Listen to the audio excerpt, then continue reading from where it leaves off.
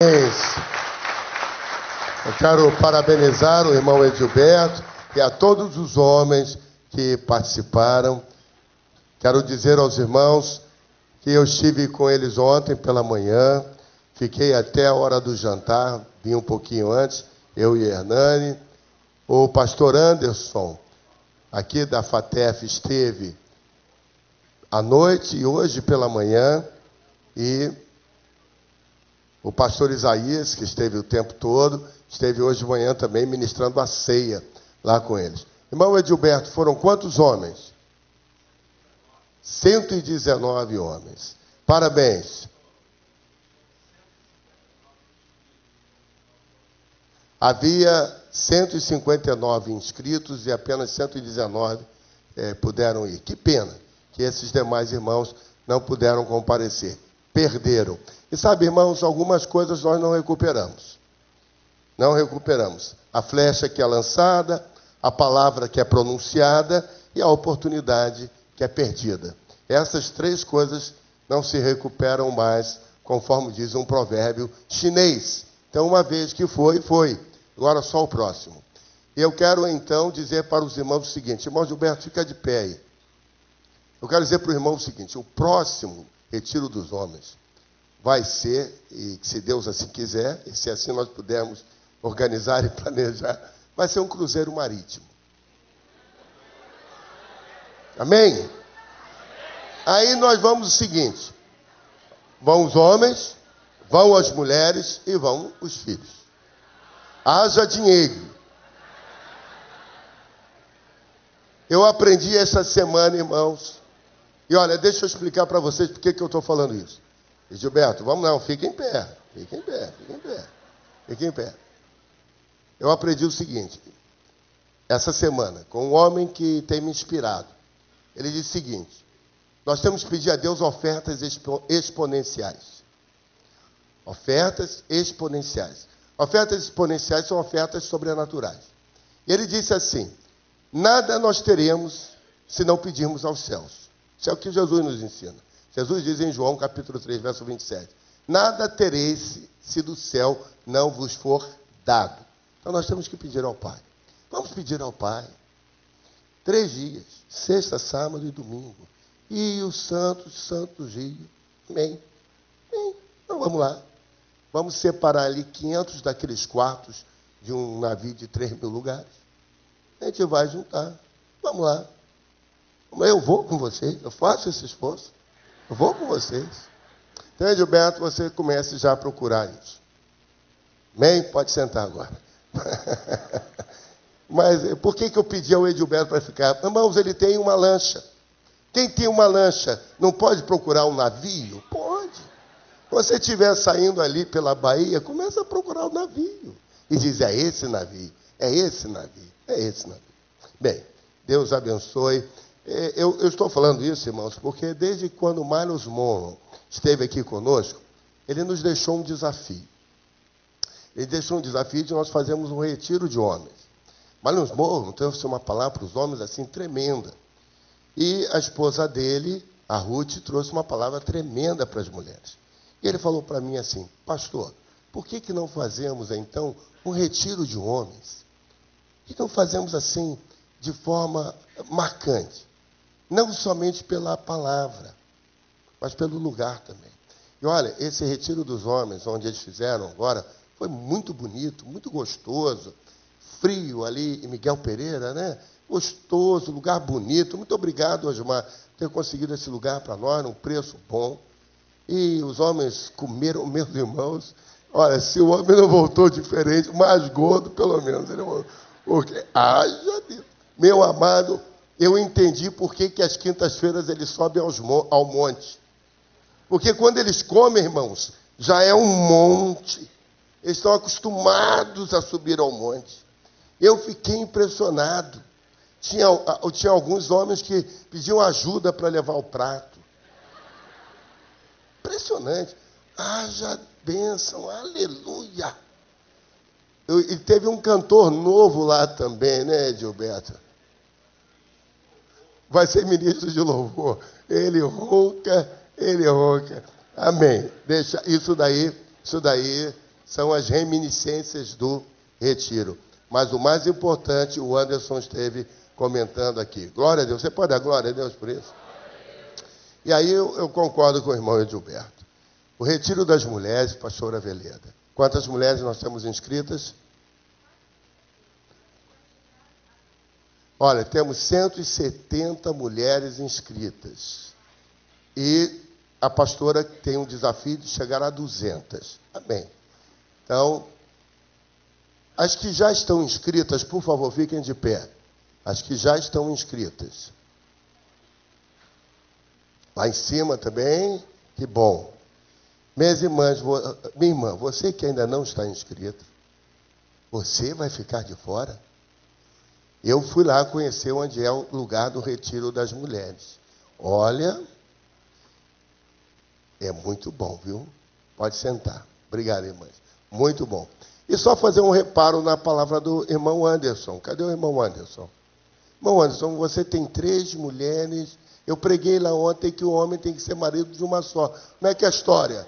Como é que é a história aí? Quem são as outras? Amém, explica direitinho. As minhas 3 mulheres vão. Não. A esposa e as 2 filhas. Aleluia! Não, o homem é o diretor de missões da igreja. Eu já pensei, vou ter que conversar com o Anderson. Eu preguei ontem lá, a primeira coisa que eu falei, irmãos, era a condição de marido. E eu disse, marido tem que ser marido de uma só mulher. O homem diz aqui que tinha 3, agora eu entendi, Anderson. Estou mais aliviado. Graças a Deus. Amém. Não. É que você já sabia o que estava dizendo. Eu é que não sabia. Mas eu fiquei feliz. Amém. Parabéns. E se por acaso você tem 3 mulheres como o Anderson, primeiro, seja casado com uma só e que as outras sejam a sogra, a filha. Pode mandar também. Amém. Irmãos, antes de pregarmos, eu quero comentar com os irmãos como essa semana que findou ontem foi uma semana produtiva aqui para nós na igreja. Muito produtiva. Desde segunda-feira, a reunião dos homens, das mulheres. Na terça, os adolescentes e o DK+. Na quarta-feira, o culto da igreja. E o retiro dos homens, o culto jovem ontem. Graças a Deus, foi uma semana bastante intensa de trabalho. Mas deixa eu dizer para os irmãos o seguinte. Veleda e eu fomos participar de uma reunião chamada Global Kingdom. E eu quero pedir a Larissa que coloque aí para que nós possamos acompanhar. Os irmãos estão conseguindo ver? Vocês me acharam aí? Acharam a pastora Veleda? Já? Tem 40 minutos para achar. Acharam? Pois bem, isso que os irmãos estão vendo é o grupo de pastores e pastoras que participou do Global Kingdom Partnership Network. É o seguinte, é uma rede de pastores chamado Global Kingdom, ou Reino Global, que é uma rede internacional. Pastores de todo o mundo.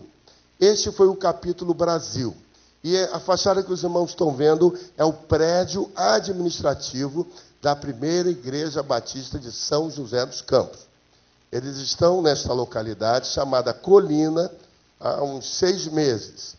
A igreja cresceu tanto que eles compraram uma outra propriedade e desde 2008 eles compraram e começaram a construir e estão lá há 6 meses nessa localidade. Impressionante. Pode passar a próxima. Global Kingdom, o pastor Elias Dantas é o pastor fundador e o coordenador internacional do Global Kingdom. O pastor Elias, ele foi pastor de diversas igrejas aqui no Brasil e nos Estados Unidos. Mas nos Estados Unidos, ele foi pastor... já tiraram? Não pedi para tirar. Foi pastor da igreja presbiteriana de Bel Air, em Los Angeles. Essa igreja tinha mais de 5.000 membros, sendo dos quais 2.000 membros eram celebridades de Hollywood. Então, muito interessante, uma experiência muito grande. E ele tem uma capacidade de agrupar pastores. Ele conhece pastores de diversas denominações, igrejas ao redor do mundo. Então, o que é o Global Kingdom? Ali embaixo eu coloco que o Global Kingdom é formado por pastores de igrejas com mais, ou melhor, com mais de 2.500 membros, mas com 18 mil membros em média ao redor do mundo. Ou seja, igrejas, todas as igrejas que fazem parte do Global Kingdom, quando somar todos os seus membros e dividido, dá em torno uma média de 18 mil membros. Mas a menor igreja deve ter pelo menos 2.500 membros. E aí, eu fui convidado para participar. E eu falei, bom, isso pode ser uma profecia, né? Porque nós não temos 2.500 membros. Nós temos 1.200 membros. E aí eu perguntei ao pastor Elias Dantas e ao pastor Wander, quem nos indicou, por que nós estávamos sendo convidados. E ele disse, pela relevância do ministério. Glória a Deus. Então, vejam, irmãos, nós estamos sendo convidados, embora não tenhamos o número piso de 2.500 membros, mínimo, nós estávamos lá. Éramos a menor congregação presente naquele evento. Por favor, a próxima. Aí, alguns pastores que estavam presentes. Havia cerca de 80. Então, eu estou registrando aí alguns nomes para os irmãos verem. O primeiro deles é o pastor Márcio Valadão. Você conhece bem, já ouviu falar bastante do pastor Márcio Valadão. A Igreja Batista de Lagoinha está atualmente com 52.384 membros. E nós estávamos do lado dele, sentadinho do lado dele. Né? Tomando café do lado dele, almoçando do lado dele. 52 mil membros, só isso. O pastor que vem logo a seguir, Samé Morris, é um pastor do Egito. Irmãos, ele foi o pastor internacional convidado para estar conosco. Ele é o pastor de uma igreja de 7 mil membros lá no Egito. Mas ele compartilhou conosco cada milagre impressionante. Como Deus está salvando os muçulmanos no Egito. Os irmãos têm acompanhado o que está acontecendo no Egito, a deposição do ditador que estava lá, a mudança do regime de governo, mudou para um governo militar, todo o embrólio político que está acontecendo. E o pastor Samé nos explicou algumas coisas que estava havendo. E ele disse, irmãos, a igreja começou a orar. E a igreja começou a orar pela manifestação do poder de Deus. E, de repente, Deus começou a manifestar o seu poder. E a igreja começou a ser chamada para estar nas ruas. E ele disse, irmãos, houve um momento que a igreja, junto com os cidadãos egípcios, saíram para as ruas. Nós vimos isso nos noticiários. Ele disse que foi um empacotamento de pessoas nas ruas, que as autoridades começavam a dizer assim, aqui não pode entrar mais, desviavam-se para outras ruas, enchia de gente. Aqui não pode entrar mais, se desviava para outra rua, enchia de gente. E a visão que se tinha era de 5 quilômetros cheio de gente no Egito, clamando por justiça, clamando por liberdade, clamando pela manifestação. E, meus irmãos, o que começou a acontecer? Vocês estão vendo, estão no meio do olho do furacão, é o terrorismo muçulmano que está sendo agitado no Egito. Pastor Samé começou a dizer que os milagres começaram a acontecer. Pessoas começaram a ser curadas, pessoas começaram a ressuscitar. Jesus começou a aparecer para imã. Imã é um tipo de sacerdote, ou imã é um tipo de sacerdote muçulmano egípcio. E eles começaram a ter a visão de Jesus. E começaram a ir buscar a igreja. No final do ano de 2012 para 2013, a igreja se reuniu na virada do ano. E disse que os muçulmanos afluíram para a igreja. Em tal número que a igreja ficou lotada e mais 3.000 muçulmanos ficaram do lado de fora. A igreja botou telões. E eles, na hora de oração, eles oravam. Na hora do louvor, eles louvavam. Na hora de proclamar Jesus Rei, eles começaram a proclamar Jesus Rei. Meus irmãos, 3.000. Fora da igreja, fora os que estavam dentro da igreja. Conversões em massa. Esse pastor tem uma escola que é conhecida naquela região do Egito, na região da Arábia, chamada Escola de Cristo. E é uma das escolas mais conhecidas, que é um discipulado. Ele tem programas de televisão, tem muitas atividades que ele está fazendo. E ele tem um programa no deserto. Viu, irmão Milson? Cadê o Milson? É um programa que nós podemos conhecer. Ele tem um programa no deserto. Ele criou uma estrutura de ginásios poliesportivo, com piscina, com campos de futebol, onde há 15 mil jovens e adolescentes que diariamente são treinados, discipulados, capacitados. Ou seja, são missionários que estão sendo treinados por meio do esporte. Irmãos, este é o pastor Samé, que esteve lá conosco. Temos o pastor Calito Paz, que é o pastor da Igreja Batista São José dos Campos. A igreja está com 8 mil membros e a assistência semanal é em torno de 10 mil pessoas. E eles se reúnem em 6 lugares, na Grande São José de Campos, Taubaté e em São Paulo. É impressionante o trabalho. Temos o pastor Paulo Mazzoni. O pastor Paulo Mazzoni é um dos pastores que trabalha em célula e que o trabalho dele é excelência, tem sido um referencial. Igreja Batista Central de Belo Horizonte. Está fazendo um trabalho assim tremendo. 1.100 células, 8 mil membros também. Um trabalho assim tremendo. Eu o conheço pessoalmente, tem impactado. Jeremias Pereira é o criador do Desperta Débora, da 8ª Igreja Presbiteriana de Belo Horizonte. O pastor Carlos Alberto Bezerra fez 70 anos lá conosco e é o pastor da Comunidade da Graça, uma das comunidades mais antigas de São Paulo e que tem, desde a década de 80, influenciado o louvor, a adoração nas igrejas do Brasil inteiro. Estávamos lá o bispo Francisco, que é o bispo da Sala Nossa Terra aqui no Rio de Janeiro. Estava o pastor Wander, que é o pastor da Igreja Presbiteriana Batista do Recreio, uma igreja com 3 mil e poucos membros.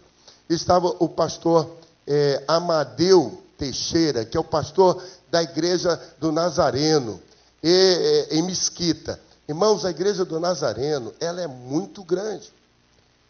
Muito grande. E o pastor Amadeu estava lá conosco. Ele é o bispo dessa região, para mais de 60 igrejas, só naquela região ali de Mesquita, Nova Iguaçu, São João, aquela região ali. Um trabalho muito grande. E eu quero destacar o pastor Abe Uber, Igreja da Paz em Fortaleza. Mas o trabalho dele começa mesmo em Santarém, no Pará. Irmãos, é um trabalho sensacional chamado MDA. É uma das igrejas que mais tem crescido no Norte e no Nordeste. E o que se faz nessas reuniões do Global Kingdom? Nós sentamos, ficamos ouvindo esses homens experientes com as suas melhores práticas. Compartilhamos, troca de experiência. E é muito bom isso. Foram 3 dias. Segunda-feira à noite, terça o dia inteiro e quarta-feira até o horário da manhã. Uma excelência de trabalho. Nós estávamos na igreja de São José dos Campos, uma igreja assim excelente.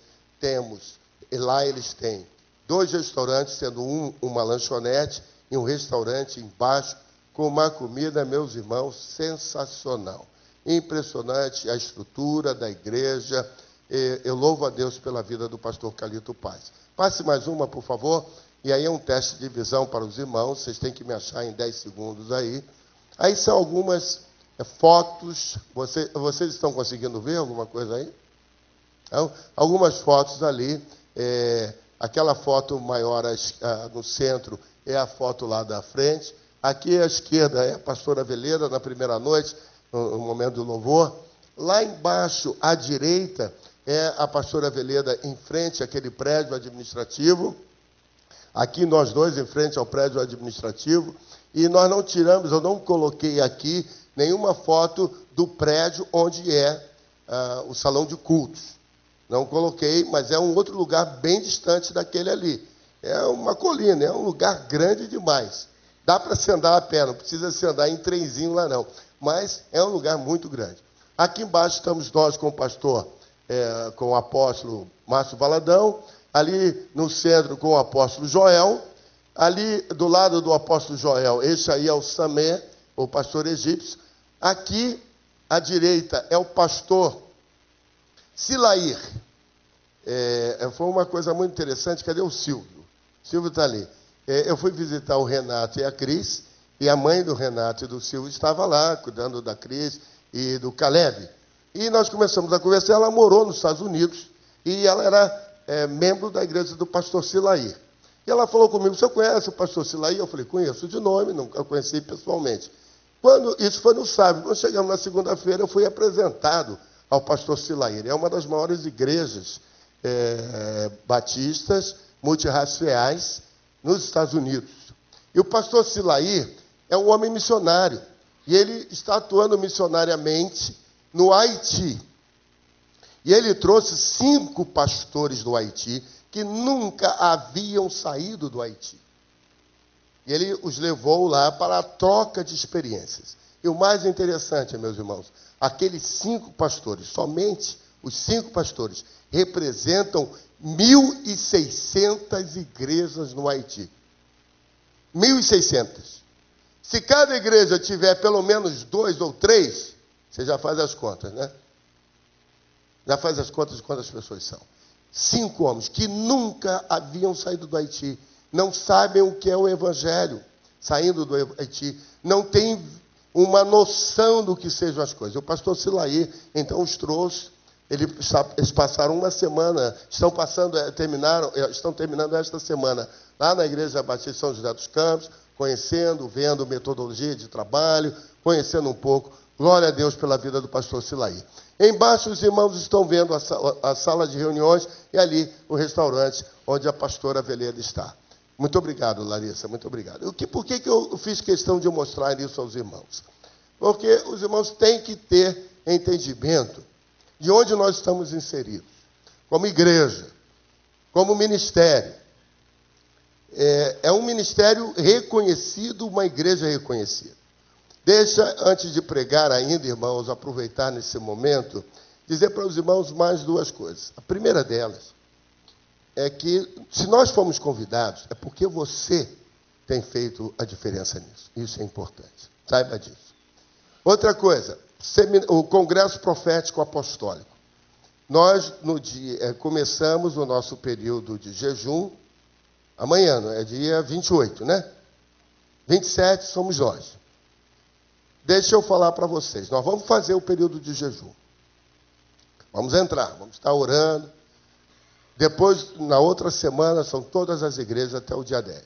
Mas, irmãos, eu tenho uma notícia para os irmãos. O Dr. Peter Wagner cancelou a vinda dele nos 3 dias. Ele só quer vir um dia. E nós estamos estudando, ele só quer vir na quinta-feira. E eu e os demais pastores do grupo de pastores de Marechal Hermes estamos organizando esse congresso, estamos avaliando se queremos isso ou não. Então, nós vamos continuar o processo, oração, jejum, para sentir, ouvir Deus, entender a palavra de Deus, aquilo que o Senhor tem para nós. Mas nós achamos que a vinda do Dr. Peter Wagner somente na quinta-feira não vai atender aos anseios, os projetos pessoais dos irmãos que estão vindo. Nós temos recebido muitos telefonemas, muitas pessoas fazendo caravana, vindo para cá. A pastora Ivete está fazendo um curso de psicologia, ontem ela teve a sua aula, e um dos professores, que é um dos pastores, disse para todos: o pastor Peter Wagner está vindo ao Brasil e ao Rio de Janeiro. E a pastora Ivete disse, é lá na igreja, e ele disse, todos devemos ir. Irmãos, o Dr. Peter Wagner é um homem muito conhecido, é um homem que Deus tem usado muito na nossa geração. Portanto, esteja orando. É bem possível que tenhamos o congresso, é bem possível que não tenhamos o congresso. Nós vamos estar orando a esse respeito, por todos os compromissos que há, pelo impacto que isso pode trazer na nossa nação. Então, vamos estar orando por isso aí. Eu creio que isso seja deveras importante. Amém, irmãos? Isto posto, vamos então ficar de pé. Eu quero, nesta noite, pregar aos irmãos sobre 3 passos errados e apenas um passo certo.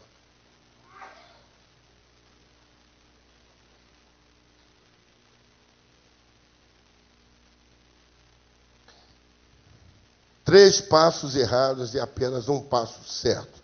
Irmãos, a pastora Veleda me entrega aqui um pedido que a irmã Janine e Alexandre pedem oração pela sua filha Pietra, internada no CTI, não sei de qual hospital, com pneumonia. Que Deus possa estar, Quinta Dó, que Deus possa estar abençoando e a Pietra possa recuperar-se rapidamente. Lucas capítulo 15, a partir do verso de número 11. Lucas, capítulos 14, 15 e 16, Jesus vai falar sobre o reino de Deus, vai explicar sobre o reino de Deus. E ao explicar sobre o reino de Deus, ele usa parábolas, ele usa ilustrações, ele usa histórias. Ele fala principalmente de 3 parábolas que são muito conhecidas. É a parábola da ovelha perdida, é a parábola da moeda perdida e a parábola do filho pródigo.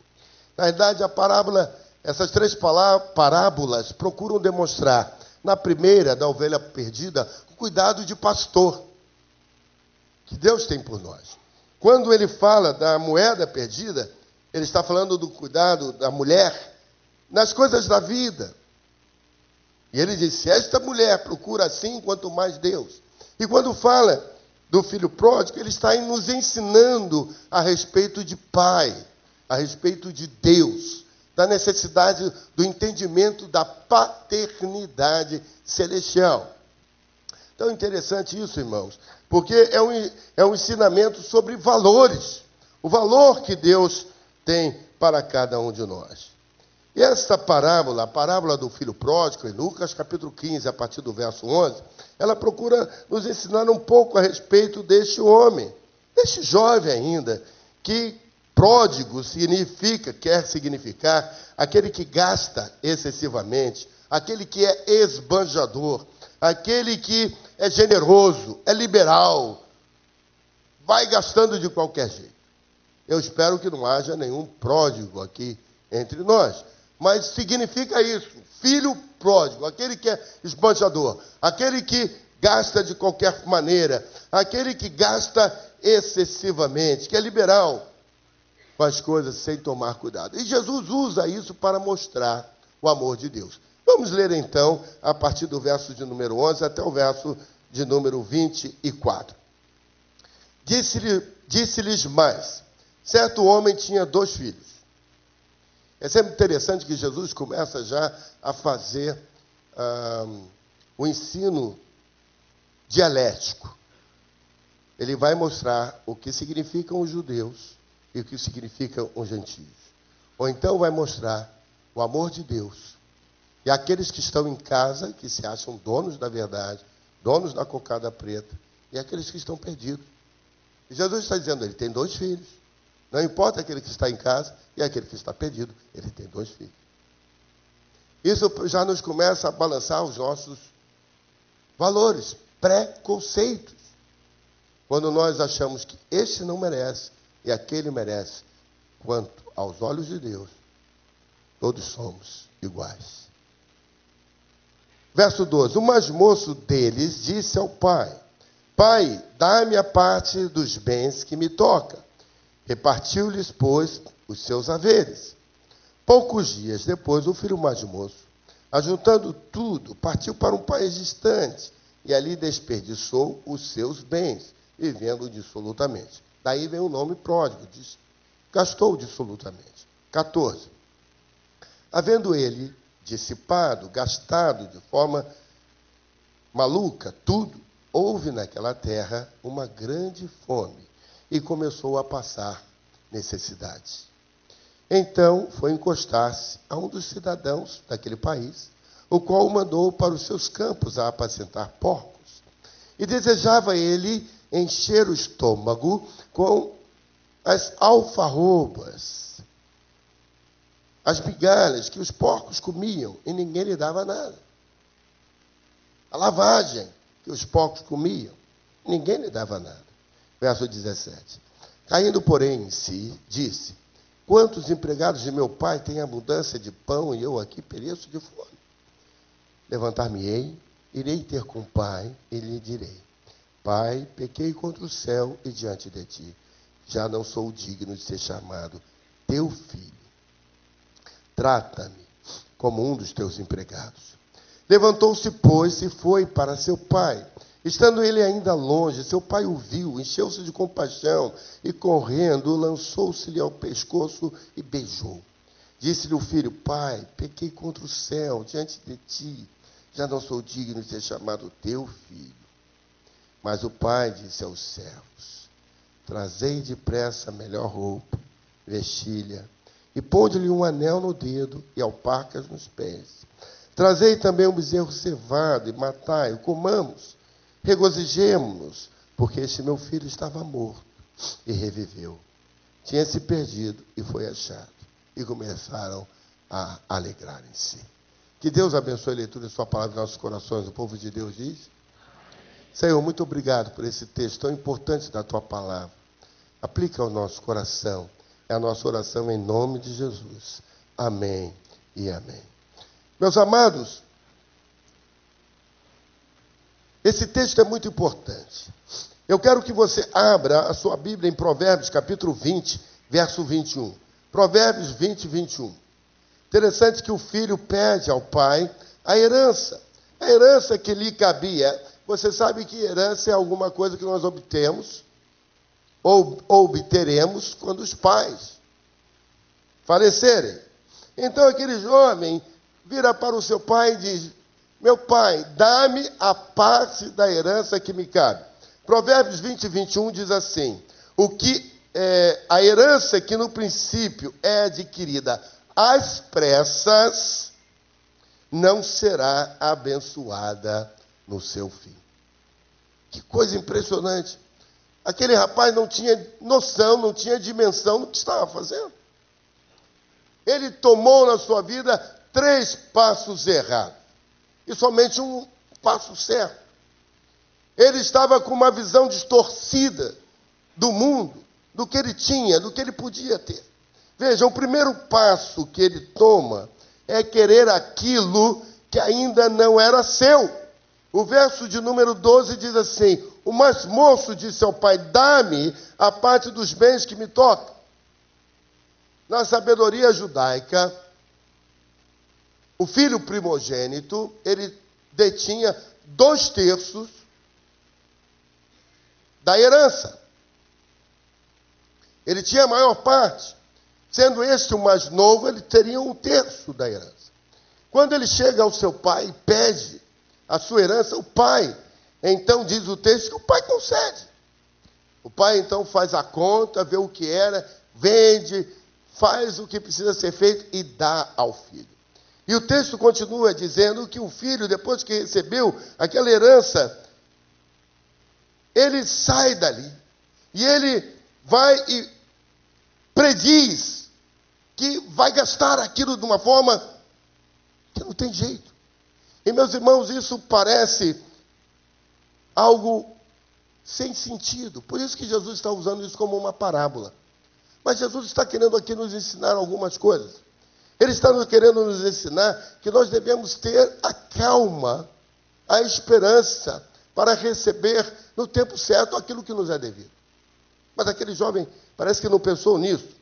E Jesus está comparando o filho pródigo com a humanidade caída, sem Deus. A humanidade que vira as costas para o Senhor e acha que o que temos aqui é deles mesmos, sem entender que Deus criou, deu ao homem para que ele pudesse administrar e usufruir. E nós temos destruído aquilo que temos. Adão, o primeiro homem, quis o que não era para ele. Quando Satanás engabela Eva e parece que eles vão receber algo que não lhes era devido. E, de fato, não receberam. É uma decisão precipitada, algo que fazemos e que não deveríamos fazer. Eu não sei como cada um de nós vive, mas eu estava lendo esse texto e me chamou a atenção o momento em que ele diz assim: caiu em si vendo que ele estava vivendo a vida mais desgraçada que ele podia estar vivendo. E eu fiquei pensando que muitas vezes nós estamos numa situação, estamos numa enrascada, seja familiar, seja no trabalho, seja na escola, seja na nossa vida, estamos numa enrascada que nós mesmos nos metemos. E nós não temos condição de culpar nem a pai, mãe, irmão, família, nem ao governo. Foi uma decisão deliberadamente nossa. É um passo que damos errado, impensado, sem analisar vantagens e desvantagens. Foi esse primeiro passo errado que esse jovem deu. Mas ele deu também um segundo passo errado, que foi afastar-se do centro da bênção. Veja o verso de número 13. Poucos dias depois, o filho mais moço, ajuntando tudo, partiu para um país distante e ali desperdiçou os seus bens, vivendo de forma dissoluta, vivendo de forma despreocupada, vivendo de forma inconsequente, vivendo de forma maluca. Veja, meus irmãos, o texto começa dizendo que ele afastou-se de seus pais. Ele afastou-se do centro da disciplina. Há pessoas que pensam que encontrarão mais satisfação, mais acertos, mais possibilidades, afastando-se de seus pais.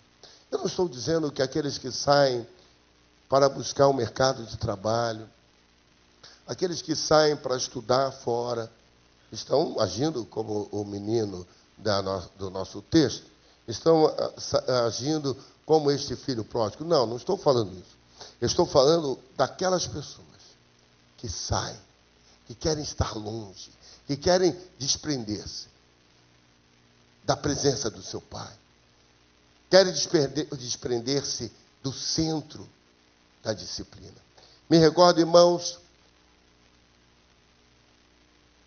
que muitas pessoas agem assim, até com relação à igreja. Igrejas que são disciplinadoras, que têm pastores que são enérgicos, que são sérios no ministério. Muitas pessoas não gostam disso, não. Querem viver uma vida de laissez-faire, uma vida de possibilidades, uma vida de fazer o que dá na telha, que dá na cabeça. A isso nós chamamos de rebeldia. Pessoas rebeldes têm esse viés. Este jovem era um jovem rebelde. Jesus está dizendo o seguinte: há um povo que Deus chamou, e este povo virou as costas. Jesus está querendo ensinar aos judeus que eles estavam agindo como o filho pródigo. Eles se afastaram do centro da bênção, afastaram-se de Deus. Nós temos estudado na escola bíblica dominical muitos textos que falam do povo na Babilônia, escravo. Estudamos sobre Daniel, Jeremias, Ezequiel. Estudamos esses textos que falam do povo na Babilônia. E o Senhor usou o exílio como disciplina, porque o povo havia se afastado do centro da bênção, havia se afastado do querer de Deus. Muitos de nós, por vezes, irmãos, nos equivocamos e pensamos que podemos conseguir alguma coisa, melhor que seja, quando estivermos longe da nossa casa, longe da presença de Deus. Isso é um equívoco, isso é um erro, porque isso só nos traz decepção. Decepção. Houve um menino criado aqui na igreja, eu creio que a maioria dos irmãos não conhece, mas ele teve uma experiência muito interessante. Ele se afastou da igreja, se afastou da casa de seu pai, e ele estava vivendo a vida dele. Um dia, foi convidado por uns amigos para ir numa festa. Ele já estava totalmente longe dos caminhos do Senhor, fazendo aquilo que não devia fazer. E nessa festa, ele estava lá, sentado lá, e de repente, ele viu um menino num canto tocando um violão. E estava aquele rapaz tocando violão, e quando ele começou a prestar atenção naquele menino que tocava violão, ele percebeu que ele estava tocando um cântico, um corinho. Uma das músicas que ele conhecia da igreja, no tempo em que ele era da igreja. E aquilo chamou a atenção, e ele se aproximou daquele rapaz. E ele disse o seguinte: que música é essa que você está tocando? E o rapaz disse: essa música é o corinho tal. E começou a tocar. E perguntou para ele: você conhece? Ele disse: sim, eu conheço. Eu cantei muito quando eu era da igreja. E você é da igreja? O rapaz disse: claro que sou. Eu estou aqui como você, convidado. Mas eu também sou. Aí disse o nome da igreja que ele era. E aquele rapaz, então, o Serginho, era o nome daquele rapaz. É o nome dele. O Serginho disse: que coisa, eu nunca pensei que num lugar tão distante eu fosse encontrar alguém de tão perto. Deus nos encontra onde nós estamos, meus irmãos. Mas jamais devemos querer estar longe de onde Ele está. Aquele passo que aquele rapaz deu, o segundo passo, significa, meus irmãos, que às vezes é o que nós queremos fazer. Talvez seja o que você queira fazer. Sair, teoricamente, da presença do seu pai, do seu centro de disciplina, de onde você está, cuidado. Talvez do lugar onde você trabalha, na escola onde você estuda, na casa onde você está com os seus pais, ou da sua própria congregação. Ou você é marido, ou você é mulher. Do seu marido ou da sua esposa. Largar a sua família. Pensa que isso vai ser uma solução inteligente, quando na realidade isso é um passo errado. Né? O terceiro passo errado que esse jovem deu foi o que diz no verso 13: uma vida sem sentido. Uma vida dissoluta. O verso 13 diz no finalzinho, na parte C: e ali desperdiçou os seus bens, vivendo de forma dissoluta. Meus irmãos, afastando-se do centro das bênçãos, o homem acaba se perdendo completamente. Aquele rapaz gastou tudo que ele tinha. Diz o texto que ele gastou todos os seus bens.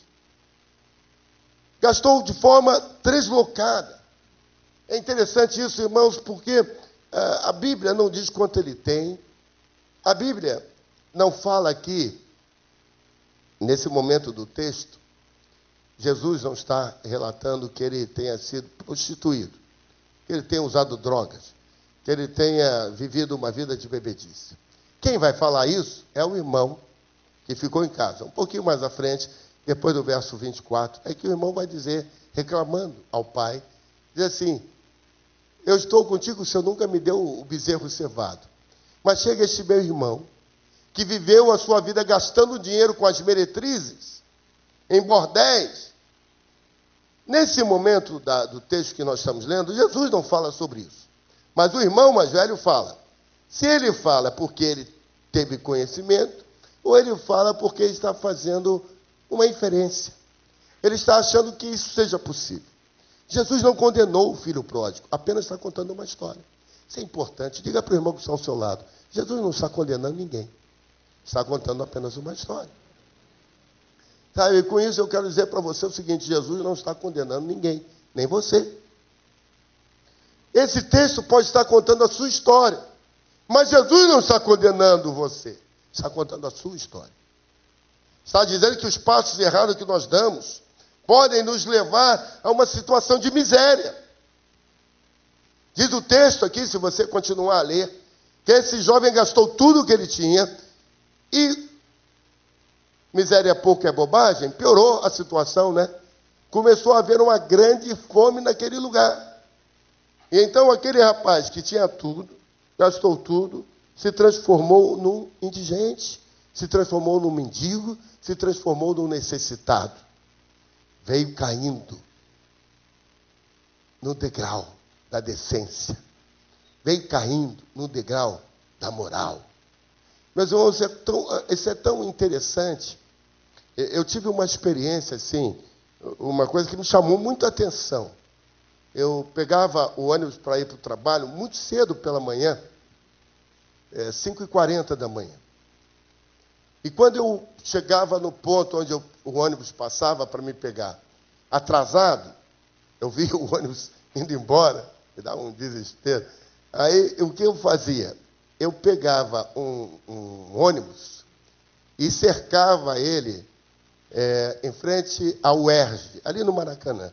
Porque eu era o primeiro passageiro. Então, o ônibus, se eu não estivesse ali, ele continuava a viagem dele. Ele ia andar mais de meia hora, 40 minutos, pegando outros passageiros ali pela minha região. E depois, quando ele ia pegar o caminho direto para a Reduc, ele passava em frente ao UERJ.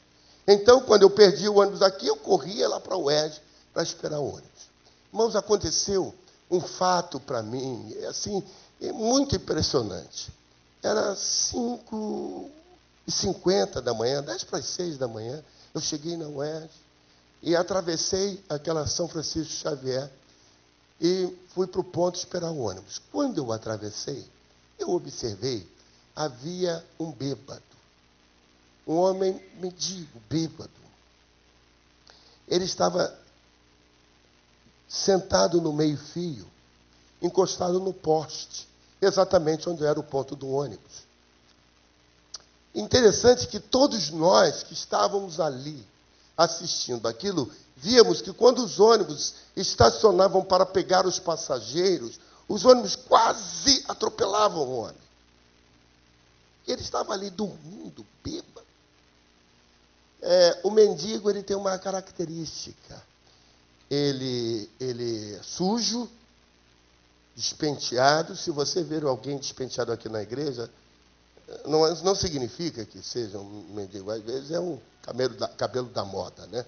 O pessoal pega gel, passa assim para cima. Tem alguém assim aqui, né?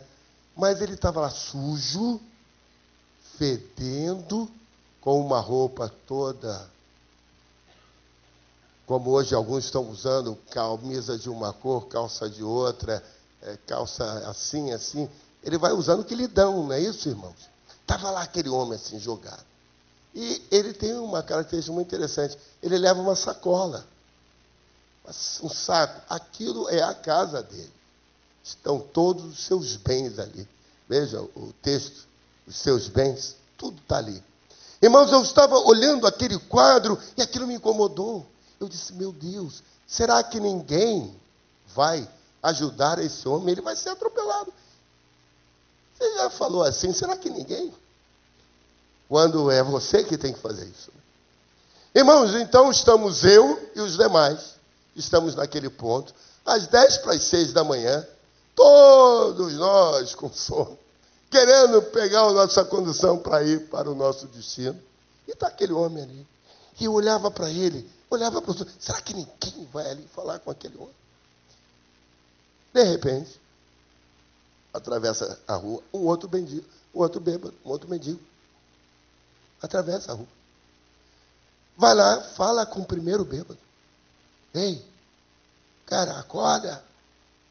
O que você está fazendo aí, rapaz? Acorda, sai daí. Vamos sair daí. Acorda. Aí o primeiro bêbado acordou. E o segundo bêbado ajudou ele a levantar. Ambos atravessaram a rua. No momento de estar atravessando a rua, o bêbado, segundo que veio buscar o primeiro, vira para ele e diz assim, cadê as suas coisas? Não esquece elas aí não, volta lá perto. Irmãos, que lição. Que lição. Que lição. Os dois bêbados saíram dali. Foram para o outro lado da rua, para um lugar mais seguro. Não ficaram por nós. Isso me ensinou algumas coisas. Primeiro, que eu preciso ser uma pessoa que tenha que me condoer pela situação dos outros. Se aquele homem tivesse sofrido um acidente grave, talvez eu nunca me perdoasse de saber o que fazer e não ter feito. Não é assim na nossa vida. Quando nós encontramos pessoas que estão à beira de um abismo, quando aquela mulher está traindo o seu marido está traindo a mulher, quando um filho está entrando na prostituição ou no homossexualismo, quando o homem está um momento de corrupção da sua vida, está à beira de fazer um desatino, e nós estamos vendo, ele está ali, e nós dizemos, será que não tem ninguém que possa falar? Será que não tem ninguém que não possa falar? Eu aprendi isso, irmãos. Eu disse, Senhor, não é que eu quero outra oportunidade, mas em outra oportunidade, me ajude a ter a coragem necessária. Aquele homem estava vivendo uma vida dissoluta. Uma vida que não valia a pena. A outra coisa que eu entendi era isto. Quem é este homem que está ali, sentado? E aí, meus irmãos, veio a mim a visão do filho pródigo, a decadência moral. Ela vence todos os nossos escrúpulos, os nossos princípios. Uma pessoa que anda fedendo, cheirando a xixi, toda suja, não tem mais valor, não tem mais escrúpulo. Ela é renegada pela sociedade, ninguém abraça, ninguém quer chegar perto. Se chegar uma pessoa dessas aqui, é possível que alguém diga, não, não entre aí. Vem cá, eu te ajudo. E vai levar a pessoa lá para fora. E se ela entrar e sentar, as pessoas vão ficar olhando o que essa pessoa está fazendo aqui do lado.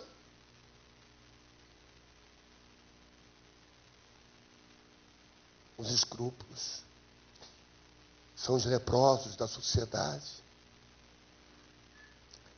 Mas nem todos os leprosos da sociedade estão com roupa suja. Estão sujos, estão com o cabelo desalinho, estão com o seu bagagem, com o seu saco, com a sua bolsa juntos. São pessoas, às vezes, que estão vestidas normalmente, de forma decente, mas são a escória de uma sociedade.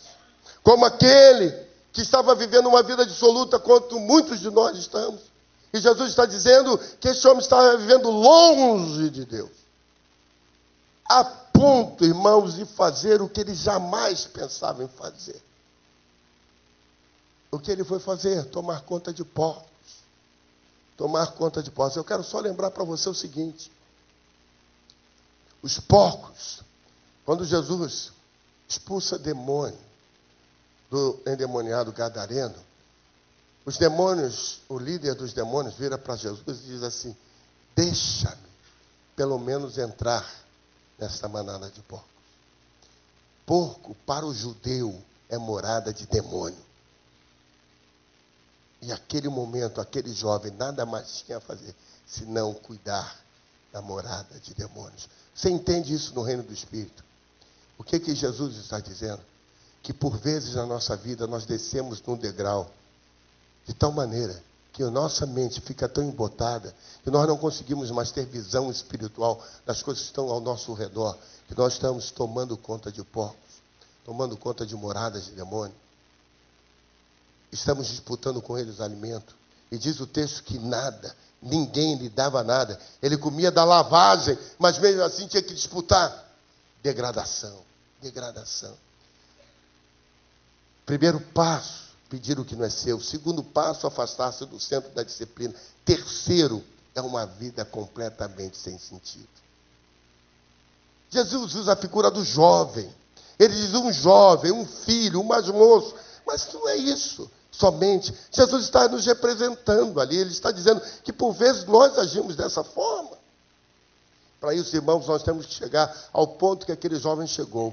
E este ponto chama-se limiar da percepção. Isso é importante, porque o limiar da percepção é quando nós entendemos, nós concluímos que do jeito que está, não dá para continuar. Se não chegarmos no ponto do limiar da percepção, nós continuamos a cair. Mas quando nós chegamos no ponto do limiar da percepção, nós damos um basta na nossa vida e dizemos, assim como está, eu não posso continuar. Foi o que aquele jovem viu. Não se sabe, Jesus não precisa aqui o tempo decorrido, mas diz uma coisa, que aquele jovem saiu, recebeu, gastou tudo que tinha e chegou no fundo do poço, no mais profundo de onde ele podia chegar, para ele perceber que ele tinha dado passos errados na vida. Que coisa importante. Que coisa significativa. Jesus estava ensinando para aqueles judeus que estavam ouvindo que eles estavam muito longe de Deus. Que eles não estavam no lugar de príncipes, onde eles deveriam estar. Jesus estava ensinando para aqueles homens judeus que eles podiam voltar. E é isso que a palavra de Deus está nos ensinando, que nós podemos, mesmo onde nós estamos, podemos regressar. E este foi o único passo certo que este jovem deu na vida. Foi o único passo certo na vida. Vejam, o quarto passo foi o passo do retorno ao Pai. E esse passo, meus irmãos, ele tem desdobramentos. O primeiro desdobramento dele é que ele reconheceu o seu erro. Vejam o verso 17. Caindo em si, limiar da percepção, caiu em si. E ele disse: quantos empregados de meu pai têm abundância de pão e eu aqui pereço de fome? Eu nada tenho. Eu não tenho onde morar. Eu não tenho o que comer. Não tenho o que vestir. Eu estou aqui e eu sou filho de um homem rico. Jesus estava dizendo isso. Aquele rapaz não precisava ter necessidade de nada. Mas ele estava ali perecendo, comendo o pão que o diabo amassou, comendo migalhas de moradas de demônios, assim como os judeus consideravam os porcos. Meus irmãos, ele estava ali naquilo, primeiro momento da vida dele, reconhecer o erro. Eu não sei se você pode fazer o que eu vou sugerir, mas feche a sua mão assim, deixe os nós dos dedos aparecendo. Você pode fazer isso, por favor? Isso. Agora faça assim.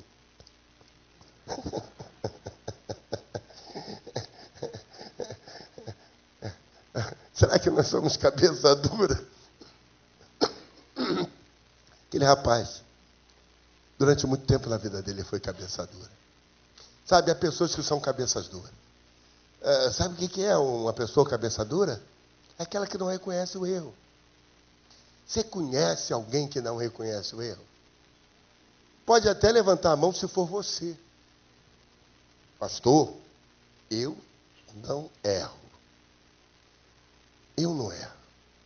Sabe, as pessoas que dizem assim, eu não erro, são dificílimas de pedir perdão.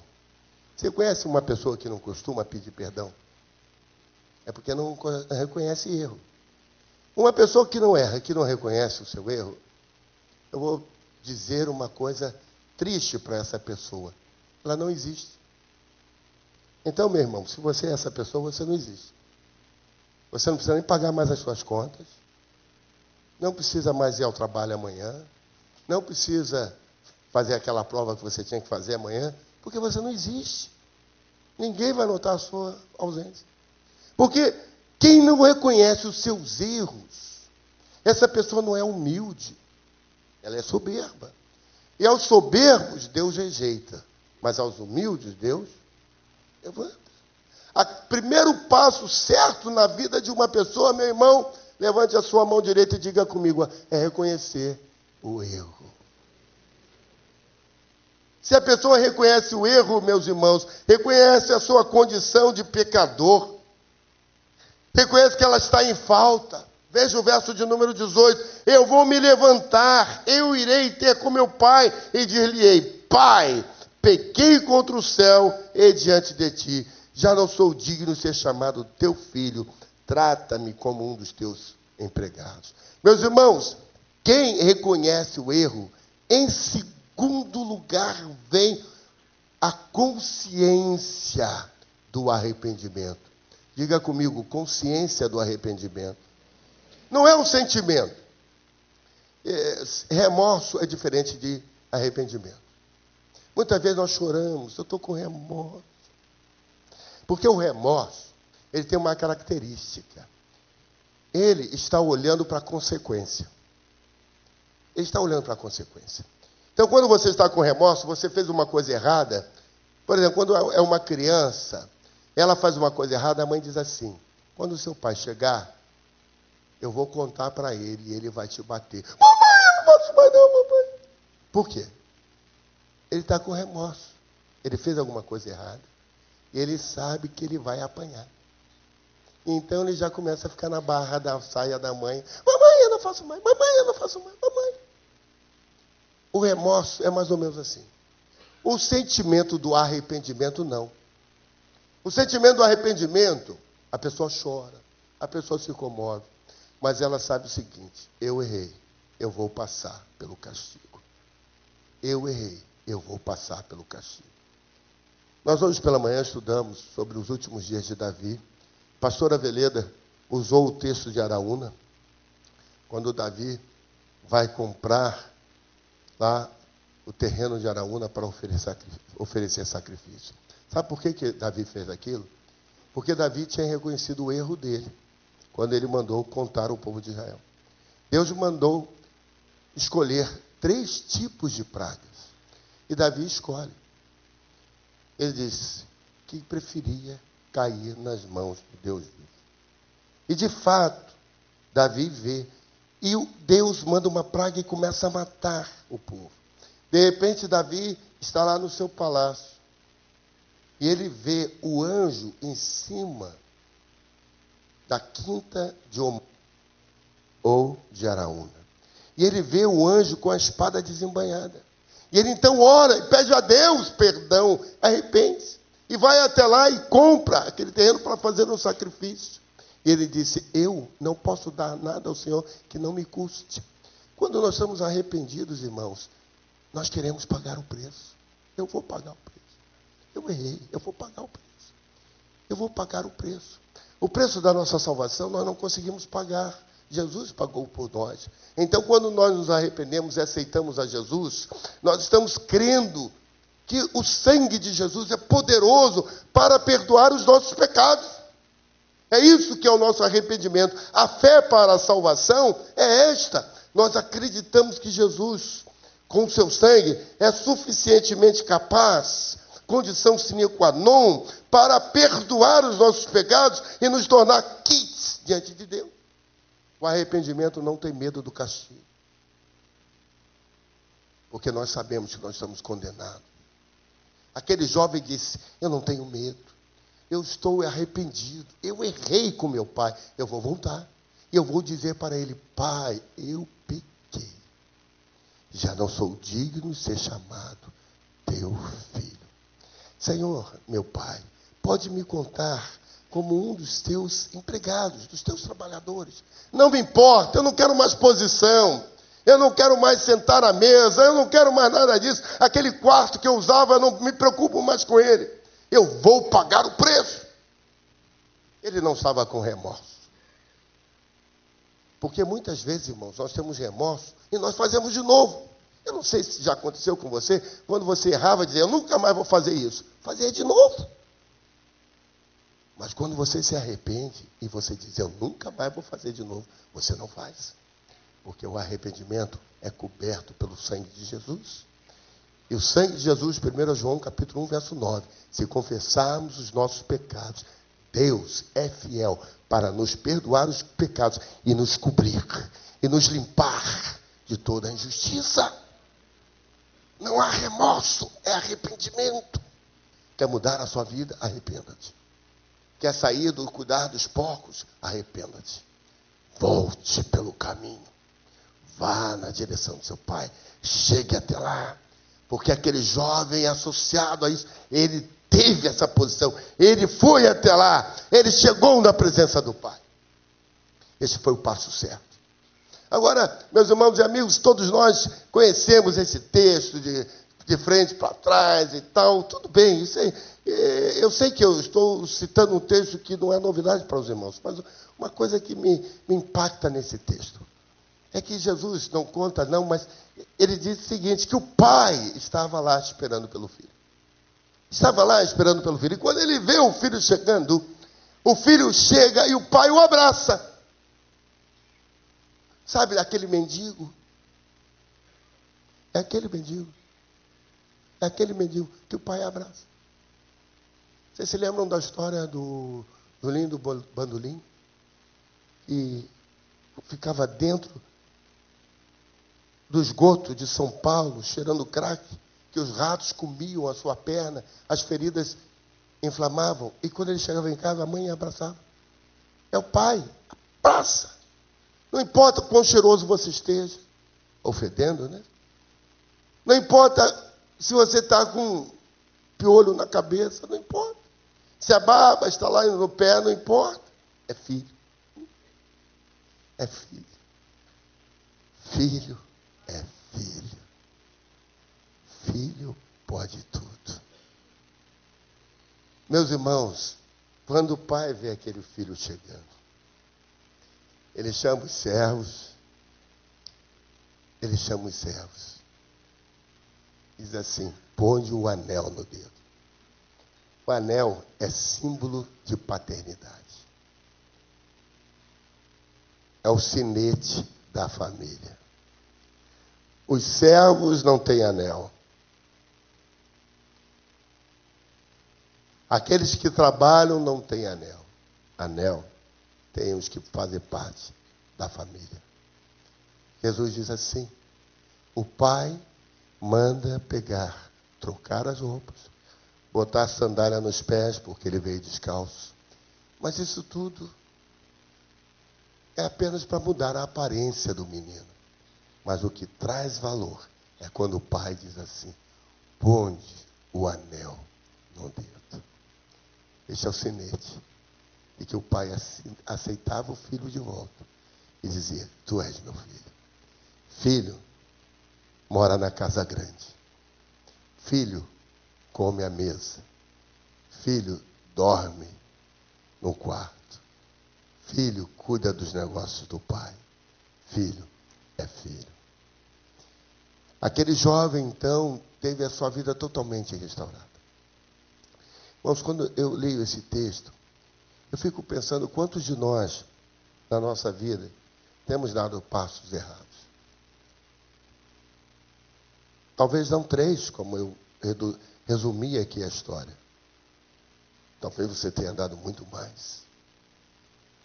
Jesus disse para aquela mulher: tivesse 5, e o que tem não é teu. Talvez Jesus estivesse contando a história de muitas mulheres. Talvez o que você esteja fazendo ainda não seja para você o fim de um poço. O que você está fazendo? É o momento de nós retornarmos a estar na presença do Pai, arrependidos.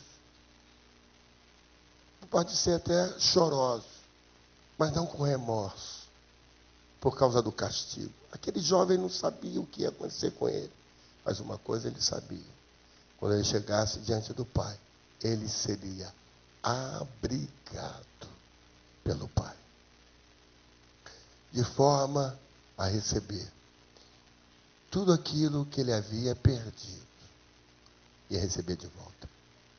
Ele estaria na presença do Pai.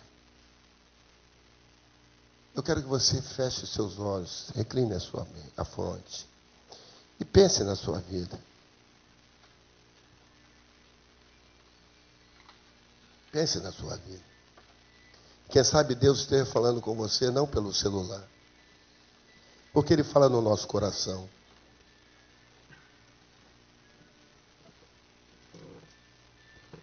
Irmão, é melhor atender.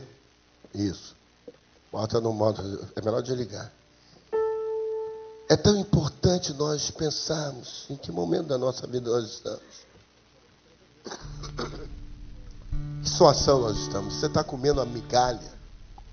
Você está disputando com os porcos alimentos? É isso mesmo que você quer? Ou você precisa se arrepender? Deixar onde você está e voltar à casa do Pai? É isso mesmo. Onde você está, ore agora. Fale com Deus.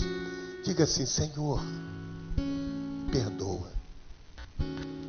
Eu quero voltar, Pai, a estar em Tua presença. Senhor, eu quero voltar a estar com o Senhor. Me perdoa, Pai. Eu não nasci para viver aqui. Eu não sou daqui. Não. Eu posso estar em Tua presença. Pense no que você precisa deixar. Talvez seja longo o caminho. Comece ele hoje. Se você ainda não entregou a sua vida a Jesus, onde você está, diga: Senhor, nesta noite eu reconheço que eu devo entregar a minha vida a Senhor Jesus e recebê-lo como meu Senhor e Salvador. Eu abro o meu coração. Me perdoa, Senhor, eu me arrependo e quero estar em tua presença. Talvez você já seja um crente, ou tenha sido em algum lugar no passado, tenha se afastado dos afazeres do mundo, as garras do mundo te prenderam, você se afastou da igreja, se afastou do Senhor, e hoje você está como um mendigo, sujo, cheio de pecados. Sua vida não é a que você devia ter. Se arrepende. Diga: Senhor, eu me arrependo, eu quero voltar. Eu sei que o Senhor tem isso para você. Nós vamos ouvir essa canção. Depois eu vou orar com vocês. Quero voltar ao início de tudo, encontrar-me contigo, Senhor. Quero rever meus conceitos, valores, eu quero reconstruir. Vou regressar ao caminho, ver as primeiras obras, Senhor. Eu me arrependo, Senhor. Me arrependo, Senhor. Me arrependo, Senhor. Eu quero voltar ao primeiro amor, ao primeiro amor. Eu quero voltar a ver. Fique de pé, meu querido irmão. Se a palavra de Deus esta noite, se a mensagem entrou de alguma forma no seu coração e você quer dizer ao Senhor: eu quero voltar. Eu vou falar para os homens da igreja. Vocês estão vindo de um acampamento. Eu sei que esse retiro falou profundamente ao seu coração. Lá você tomou posições diante do Senhor. Você quer confirmar esta noite que diante da congregação, enquanto nós estivermos cantando, saia do seu lugar, venha aqui à frente. Pode vir. Eu quero voltar a estar plenamente na presença do Senhor, alegrando o coração do Senhor. Quando estivermos cantando, pode vir. Nós fizemos uma oração há pouco, falando de pessoas que estão fora do caminho, querem voltar para o caminho, de pessoas que ainda não haviam aceitado a Jesus, mas esta noite querem abrir o coração e receber Jesus como Senhor e Salvador. Enquanto estivermos cantando, venha também. Eu quero abrir a sua mão, apertá-la e dizer: seja bem-vindo à casa do Pai.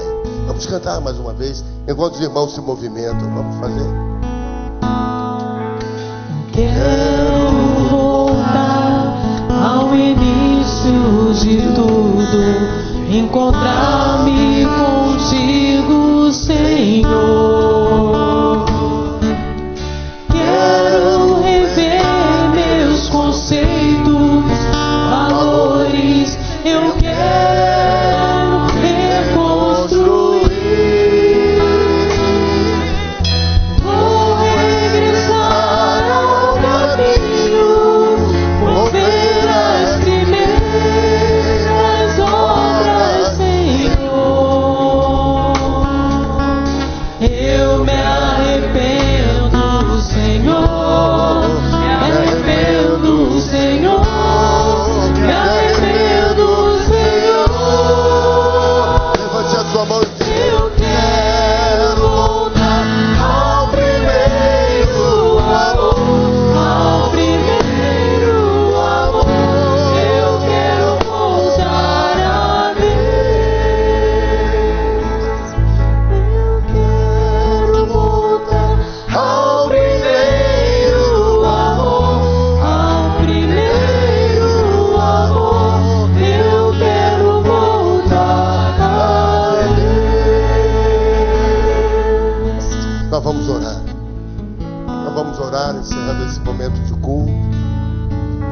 Eu creio que todos que devem vir já estão aqui na frente.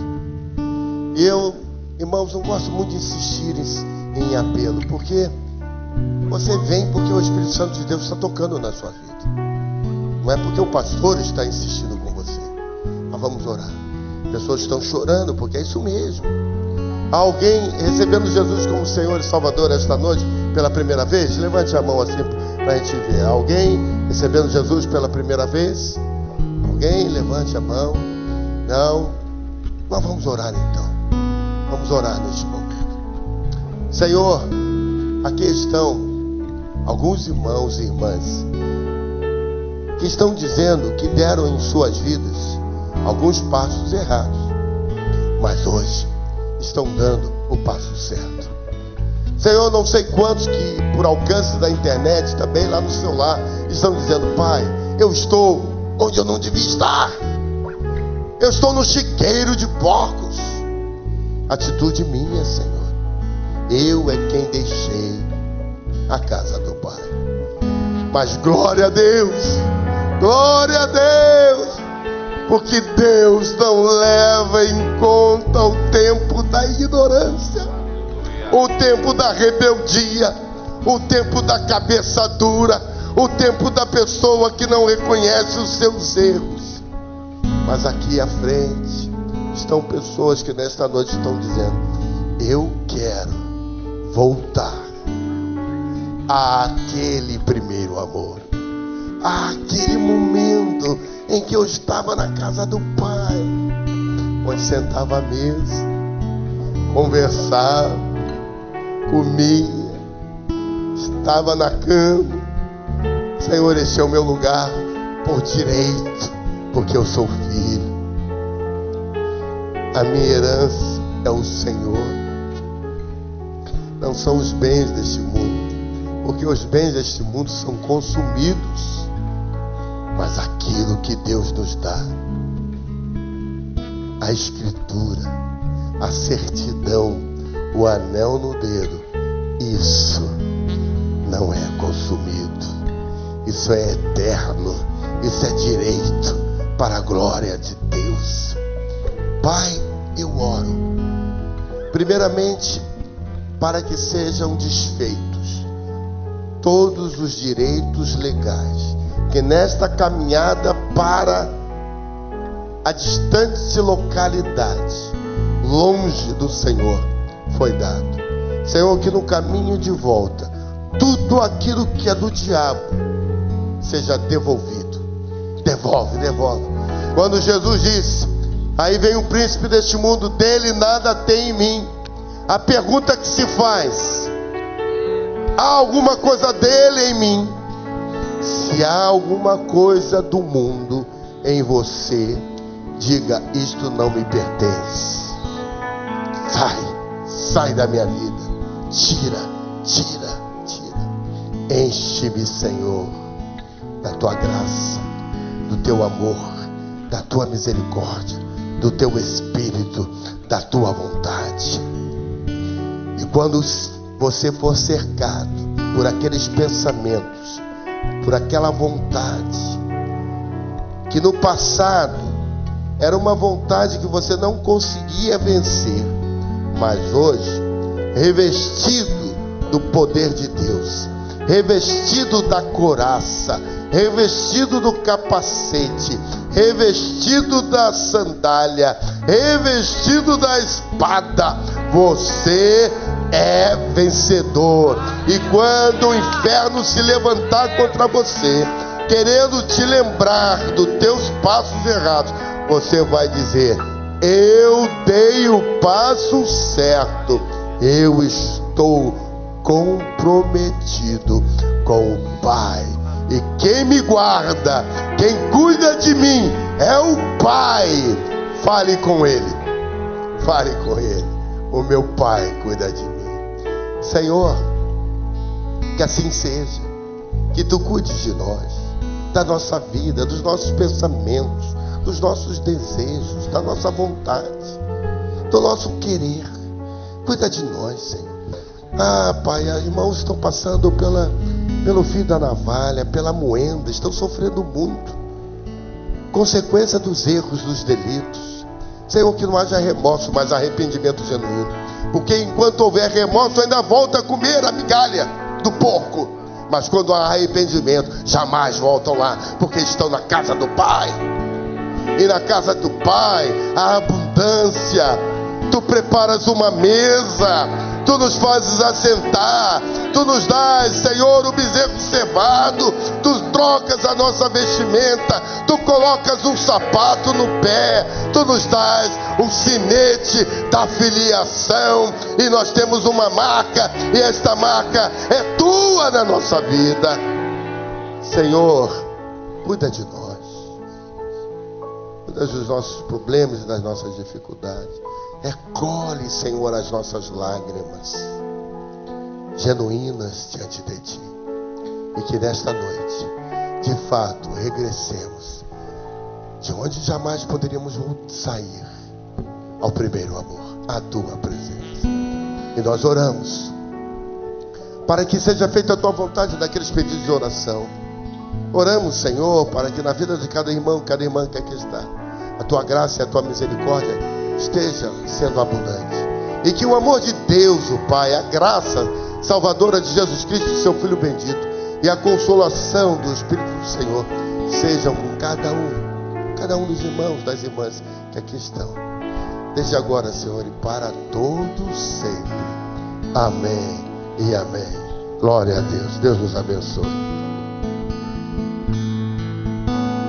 Eu quero voltar ao primeiro amor, ao primeiro amor.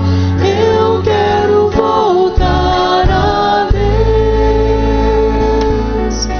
Eu quero voltar ao primeiro amor, ao primeiro amor. Eu quero voltar a Deus. Quero voltar ao início de tudo, encontrar-me contigo, Senhor. Quero rever meus conceitos, valores. Eu quero reconstruir. Vou regressar ao caminho, vou ver as primeiras obras, Senhor. Eu me arrependo, Senhor. Me arrependo, Senhor. Me arrependo, Senhor. Eu quero voltar ao primeiro amor, ao primeiro amor. Eu quero voltar a Deus. Eu quero voltar ao primeiro amor, ao primeiro amor. Eu quero voltar a Deus. Aleluia.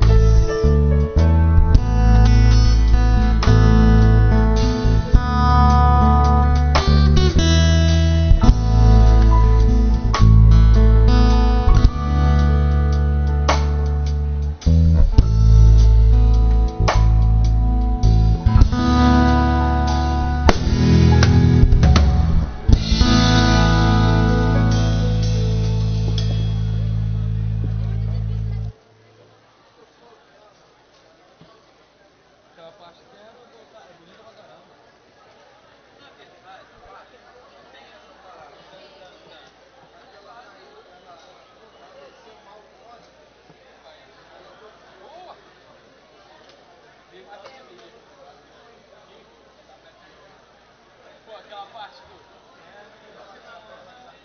Eu acho bonito. Nessa parte.